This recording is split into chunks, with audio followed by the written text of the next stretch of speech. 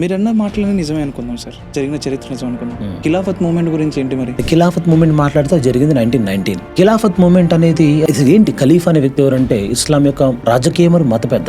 బాగ్దాద్లో కూర్చొని, అంటే ఇరాక్ బాగ్దాద్లో కూర్చొని ఇప్పుడు మనం చూస్తున్న ఇజ్రాయెల్ నుంచి ఇరాన్ వరకు ఈ ప్రాంతం చూసారా, దీన్ని మనం మిడిల్ ఈస్ట్ అంటాం. ఆ ప్రాంతాన్ని ఇప్పుడు పరిపాలిస్తుంది ఒటామన్ సామ్రాజ్యం, ఒటామన్ ఎంపైర్. దానికి అధిపతి ఖిలాఫత్. బ్రిటిష్ వాళ్ళు ఏం చేశారంటే ఫస్ట్ వరల్డ్ వార్ లో, అంటే 1914, 1918 లో ఈ టర్కీ ఏం చేసిందంటే జర్మనీతో పాటు ఫైట్ చేసింది ఎగనెస్ట్ బ్రిటిష్.